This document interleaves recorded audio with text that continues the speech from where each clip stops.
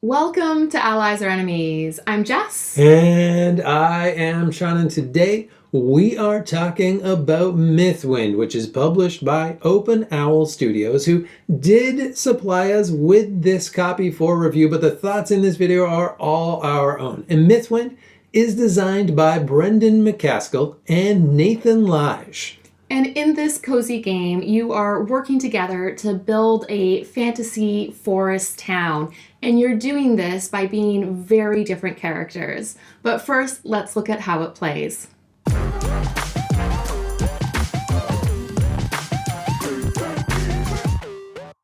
You start the game with a town board full of untouched land and one of 4 asymmetric characters. Each day starts with revealing the weather. Then you choose a town action, which will consist of things like gaining resources for buildings, building new buildings in your town, gaining worker dice, upgrading characters, or going on adventures, which are cards that give you choices that will result in various gains or losses. Once you are finished in the town, everyone simultaneously takes character actions, which will be different for each player. The crafter makes and refines goods to sell to customers with a mini bag building game. The farmer plants and harvests crops, raises livestock, and builds tools through a polyomino puzzle. The merchant buys and sells goods with the goal of taking over rival traders through market manipulation.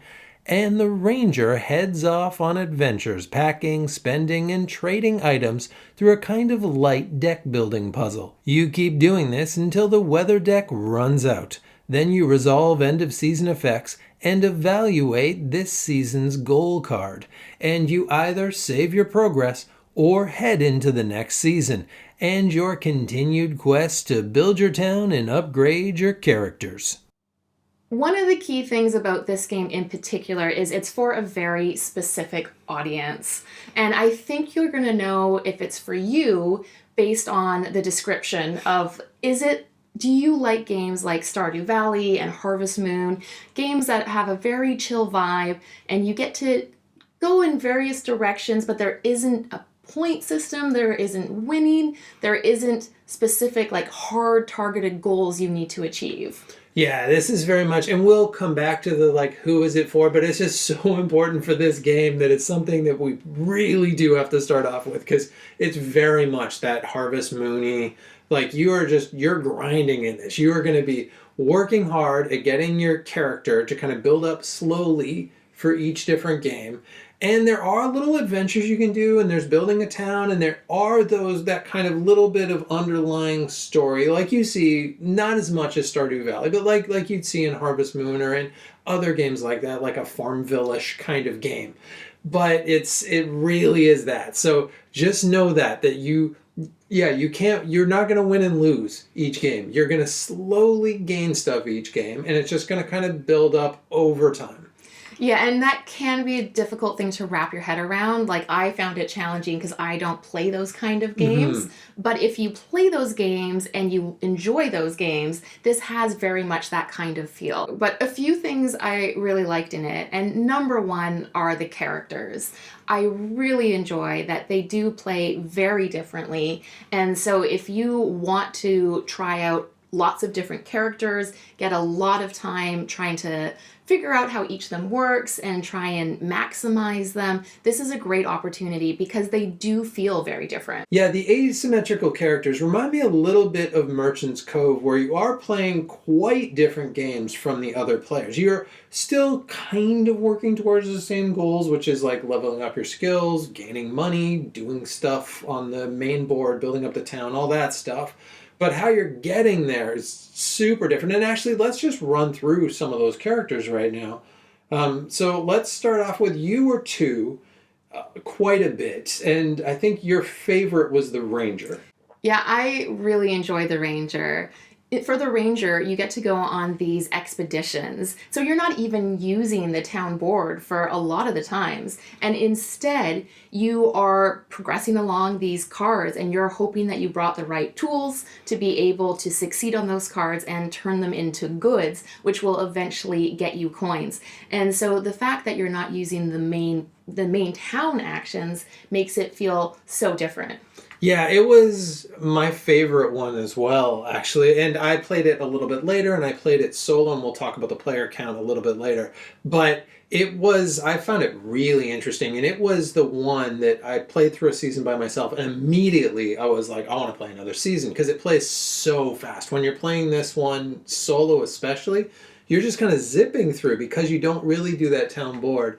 And because it is interesting that, like, did I bring the right things? And then I'm trading them off, and you feel that progression from section to section as you go through it. So even though it is fairly simple, I really got into the Ranger. Yeah, it feels like a mini adventure as well, because you get a sense of like, oh yes, I managed to get all of these things out of this one outing.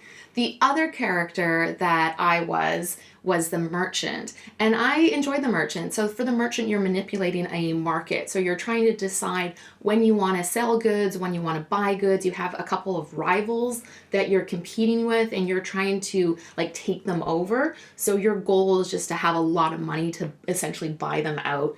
And that I found is also interesting because the market really switches. It goes up and down depending on the weather, depending on the rivals, depending on the customers. Yeah, and I liked that the merchant gives you such a goal as well, because those buyouts, you'll only do maybe one a season, but they feel like, oh, I've accomplished this. Like, it's a big accomplishment, and it really feels like something. So I felt like they leveled up slightly more satisfyingly, probably than any of the other ones.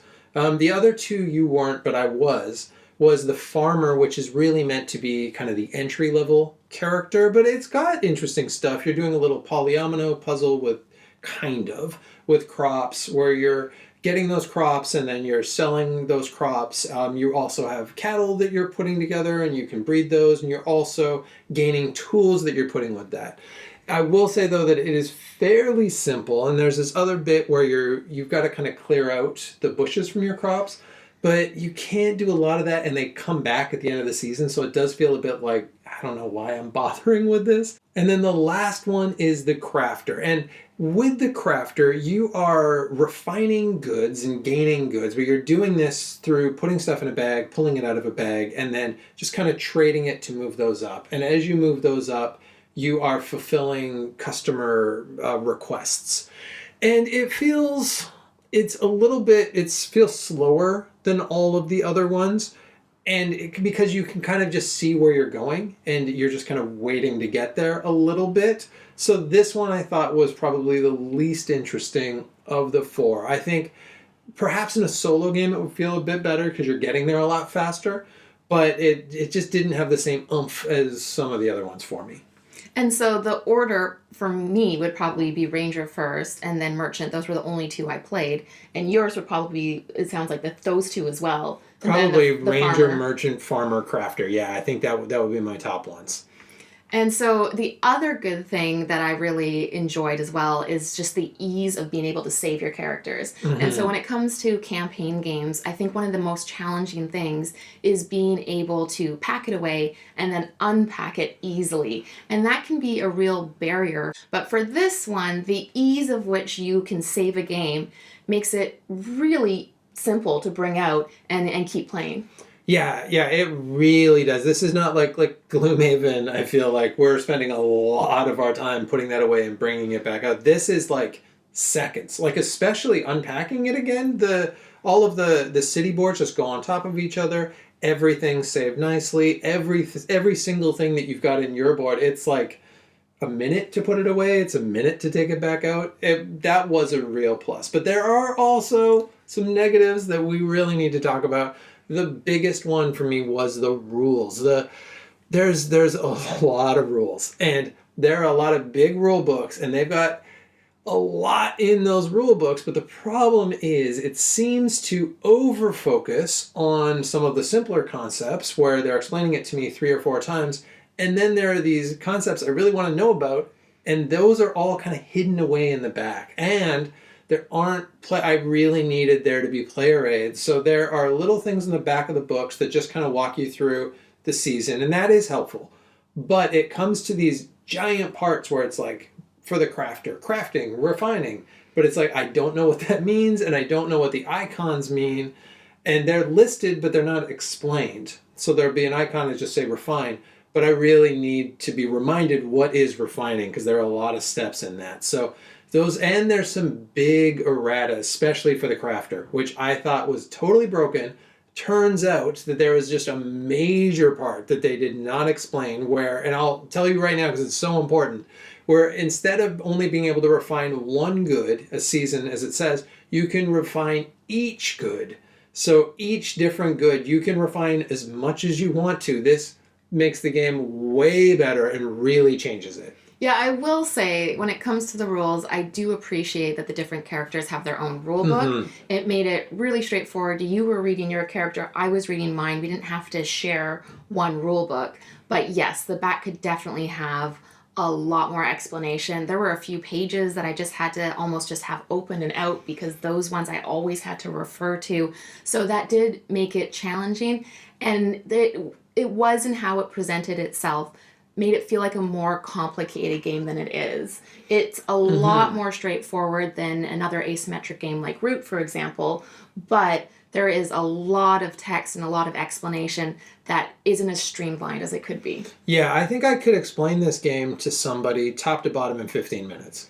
And it took us a couple of hours to first understand this game. So that was a bit of a barrier to entry, but let's get into some of the other kind of specific categories, and let's start with the components, which is a huge strength for this game. So we already talked about how easy it is to save it. Those character trays are just terrific, and how they go in the box is terrific. There's a lot here that is just, like, as a board gamer, that I'm just like, oh, like, I love how everything goes into everything else. I also really like the miniatures. I think there's a lot of detail. They look great. I think the art looks nice. I mean, it does give me a vibe of like a fantasy forest town, which is what it's going for. And I think the card quality seems pretty good as well. Yeah, I think all of that stuff's terrific. The buildings, all of the art for the different buildings, I think looks really, really great. They fit really nicely into the board. Everything, they've really thought about, like, even taking cards in and out. Everything has this kind of little bit in the middle of it, so you just push the outside and it comes out so easily. I love that about it. So yeah, I think presentation-wise, I don't have a problem. Like, I can't even, usually I try and think of one thing that bothers me. I don't know if there's anything here that really bothers me. And speaking of the town board, we can talk about replayability. And I think this is something that is going to feel a little bit more repetitive the longer you play your campaign. I really liked the first year. It felt really exciting. There were a whole bunch of forest spaces that you get to flip and get a reward. You're also really striving to build these buildings that feel really difficult to do. And I liked having that goal of really trying to get like the metal or the meat or whatever I need to be able to make those buildings. It gave us some direction. However, after a couple of years, you've already uncovered all the forest spaces, you've built a lot of buildings. A lot of those buildings are giving you an income of getting you more of the building material, making it easier and easier to build the buildings, but not necessarily, I didn't feel like the buildings that you're building later on paid off in a significant way. Yeah, the buildings, almost exclusively the buildings help you build more buildings. But then building more buildings helps you build more buildings. So pretty quickly you feel like, why am I building these buildings? There are a few exceptions to that, but for the most part, the 5 character spaces that you begin the game with are the 5 character spaces you're going to go to over and over and over and over. But the adventure one, I think, is worth talking about, because that is a big part of the replayability as well, because the adventure cards are, I think, one of the most interesting parts in the game.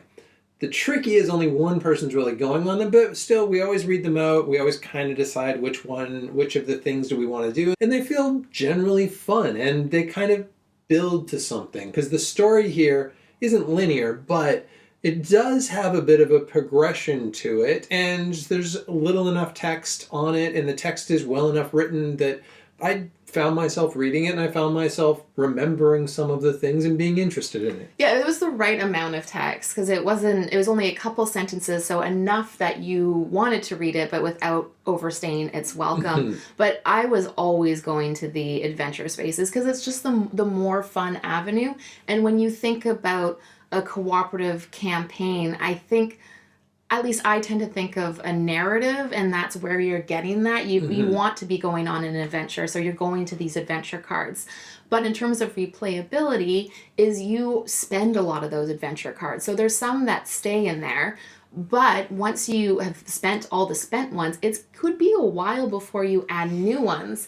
And when the fun is going on like a surprising adventure, that's lost a little bit if you've reached a stagnant point where you're not adding more. Yeah, we got to the point in the last 2 or 3 games that we played where it's the same 4 adventures that are kind of stuck in there that we're going to, but now we know the different results, so we know what to do each time. So that is a little bit of a tricky. But the adventures also brings us to player count, because only one person's going on those adventures. But 4 player count, and I adamantly think this is by far the best as a solo game. It doesn't play any different with 1 to 4 players. Everything's gonna play pretty much the same. It's just that more people are doing stuff. But because there's almost no interaction in this game, unless you kind of want there to be, or I'm gonna go to this town space, you go to that town space.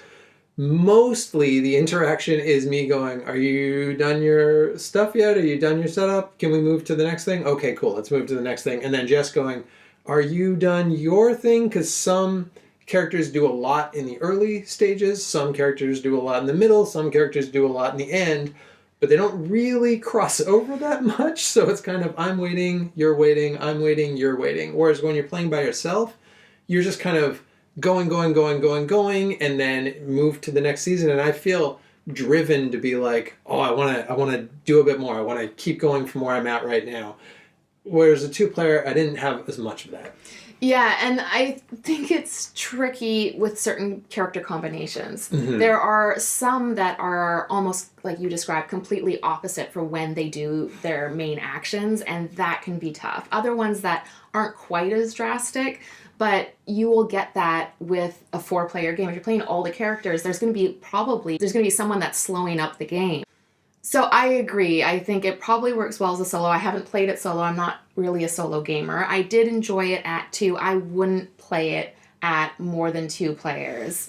But it does allow for players to dip in and out, which is nice. So if you own the game and you really always want to play it with somebody, it can be different people each time, and it can be different characters. So it is nice that it's very flexible like that. You can switch characters, you can have more characters one time, fewer characters another time, which is nice. Yeah, very much so. And because the story is it's kind of lightly in there, it's not that important that you're here for every single card that is read. You could put them aside if people are really keen, but they're not going to miss anything. If someone misses 2 or 3 seasons and then comes back, or if someone only ever plays 1 season, it's going to be 100% fine. But I really think this is going to be a game that shines for solo players. And I think we've hinted at this quite a bit already, but let's sum up who we think this game is for. And primarily it's for people that really like that cozy, no win condition, building your own thing game that is probably best equivalent to Harvest Moon. Is that the most apt comparison? Yeah, kind of. I think board game wise, it's got a little bit in common with Dorf Romantic in that way. I think Dorf Romantic has more immediate goals and it has more overall goals, because this does have 4 envelopes, but it takes a while to open up those envelopes, and they're not terribly interesting when you open them up. So whereas Dorf Romantic, you're getting these tiles and then you're excited to put in these new tiles. But I think this is really going to work for those folks who are totally cool with that grinding, who just are happy just kind of putting their heads down, doing this thing, building it up, building up, and getting those little hits all the time, but being okay without having any big like, oh, I did it, or oh, I just completed this, or oh, that was really close and I just crossed over it. It's not going to have those. It's going to have, oh good, I got 1 skill that last round. Oh, I bought out that 1 business, depending on who you are. I had that long adventure, and then it's going to have another one of those. So it's going to have just these little incremental bits that you're kind of building up. And then once you get to kind of 10 games with a character, at least I found, you're going to be like, all right, I'm pretty much done those. And then you're going to start another character. So if that is interesting to you, then this is probably going to be a game that you're going to like. It also works well for people who don't like a lot of player interaction, in particular negative player interaction. It's a cooperative game. You are very much doing your own thing. So if that sounds good, this is that kind of game. Yeah, no one is going to mess with your stuff. No one is going to hurt whatever you're crafting, whatever you're building. People are just going to kind of do their own thing while you do your own thing. And every now and then you might go, oh, I did this. And everyone will go, oh, great. I don't really understand what that is, but cool. I like that. There are people, though, that this is definitely not for, because there is no win condition, as we said. So if you need that, like, what is my goal? You're not really, there are little mini goals at the end of each season, and you are going to kind of drive towards those, but you really just do those in like the last turn or two, we've generally found. So there is not really going to be any kind of short-term or even long-term overarching goal that you're driving towards. And I think that is going to be the biggest barrier, because for board games in general, that is what drives a lot of people. A lot of board gamers are competitive. They want to beat their personal best. They want to accomplish something new. They want to try out a new strategy and see if it's successful. And you don't get that. So it's just a very different experience. I'll also say that I think there are kind of diminishing returns with this one, at least for us, a little bit, because you kind of build up your character to a point and then you feel like they're there. You build up your town to a point and you feel like they're there. But you're probably going to get 10 or so plays out of each character at least before you get there. I think you're probably going to be okay with that. So I think you can probably guess from everything we've said already, this is very much a game for a specific kind of person. And I think you'll be able to recognize if this is a game for you. And that is it. That is Mythwind. And we should also mention that while the first Kickstarter, I think, is just delivered, the second Kickstarter, I believe, goes live in March. We've got a link to that in the description. We don't make any money off of it, but if you're interested, you can find it there. Thank you so much for watching. Please let us know in the comments if you played Mythwind, or if based on the sounds of it, it seems like Mythwind is the kind of game for you. And as usual, please like, subscribe, and hopefully we'll see you next time for another game.